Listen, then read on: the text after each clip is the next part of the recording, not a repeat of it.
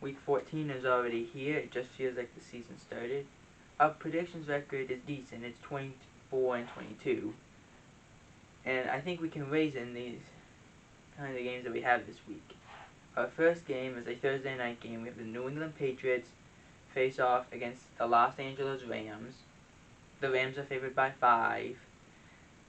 This game, the Rams are most likely are going to win because, and I'm going to pick the Rams only because that defense has been very good. They can score on offense, and I don't trust New England's defense in terms of their secondary.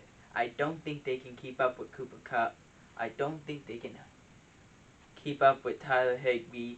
They can't seem to stop it. They can stop one guy, but are they capable to stop Woods, Kupp, and Higbee all at the same time? And young rookie Van Jefferson? I don't think so. So they say 5 points. I think it's going to be closer. The Rams are going to win by a score of 24-21. And then we have probably my favorite game of the week is the Chiefs go to Miami to face the Dolphins. So giving the Dolphins 7 points to keep up with the Chiefs. I say the Dolphins are going to win because they're the only real team that I think that can beat the Chiefs. If the Chiefs decimate the Dolphins, it will be amazing. But the Dolphins have a great defense, and what they did against Jared Goff in Tua's first start was amazing. They basically forced Jared Goff to be a drop-back passer, which he's not good at. He's always a play-action guy.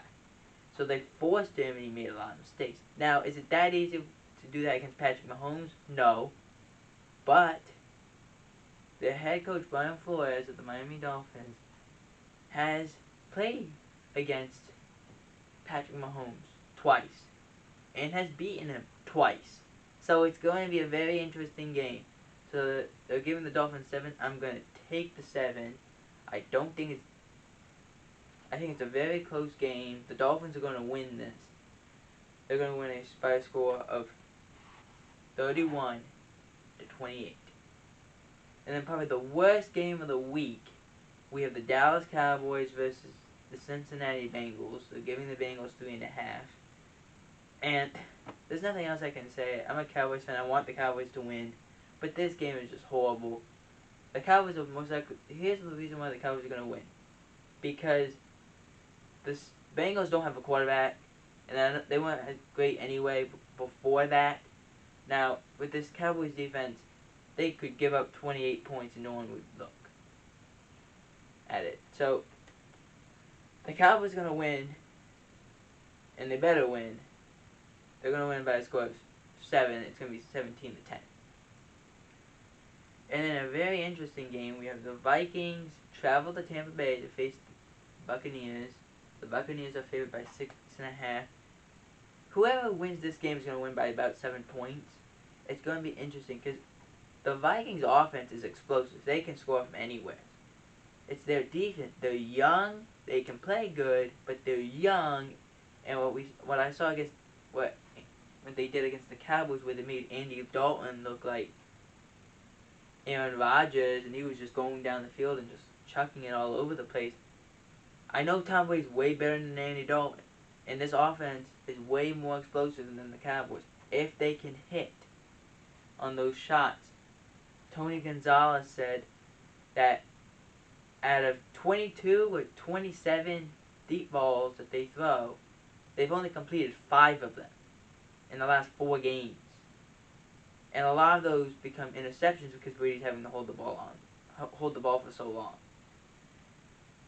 So, if they do something what Brady's used to and he's comfortable with, they're going to win this game because I don't think the Vikings can keep up. But they're going to win, as I said before, 7 points, probably each side, whoever wins. Tampa's going to win by a score of 35-28. And then, finally, the Eagles pull the plug on Carson Wentz this year. They're starting Jalen Hurts against the Saints, which is a very difficult matchup. But it was time.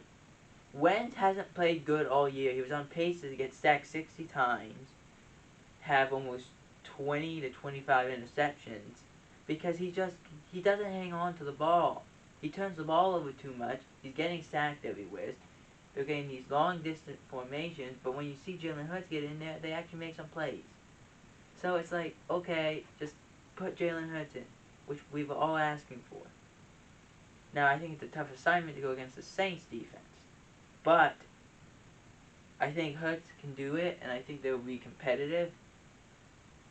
I don't know if they win, but I'm all aboard this Jalen Hurts train. I hope they win. We'll see what happens.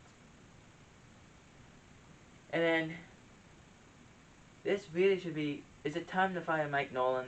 The answer is yes, and a short answer, yes. And the long answer, yes, because he is so bad in terms of his defense. He decides when he got there this past offseason, to change the defense from a standard defense that they've always run for the last 10 years to a total different defense. So they were in a 4-3 defense, which is 4 D linemen, 3 linebackers, 2 corners, 2 safeties, into a 3-4, but not just any 3-4, a 3-4 hybrid defense, which has 3 D linemen, 4 linebackers, 2 corners, 2 safeties. But the linebackers also have to cover and do all kinds of other things. They gotta blitz, they gotta cover. And so since it's a hybrid, everyone has more assignments to do. And in a 4-3, it's like, okay, it's not as simple as it, but it pretty much is. It's, I got that guy, you got that guy, let's go.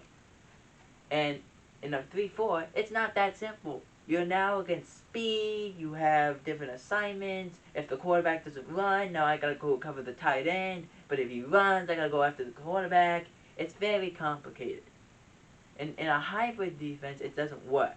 You're all over the place more. So now you're like, okay, I gotta cover the receiver on the back end. I gotta cover the running back on the flat. Tight end's coming over the crosser.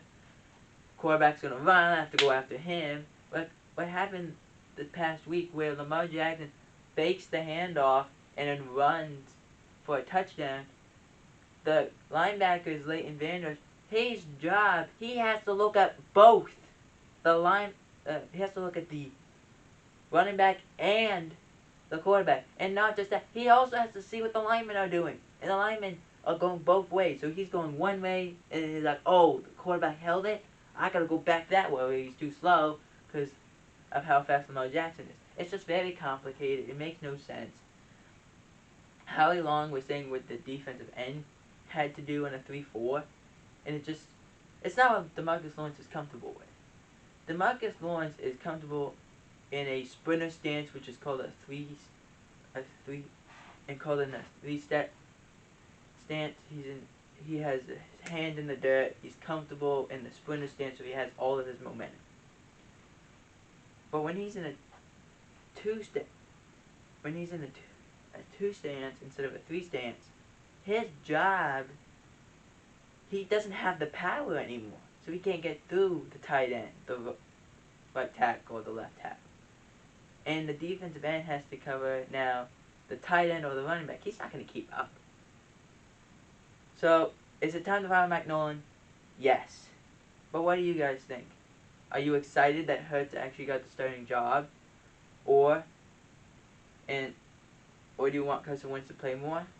And the final question is, does Mike Nolan deserve to be fired?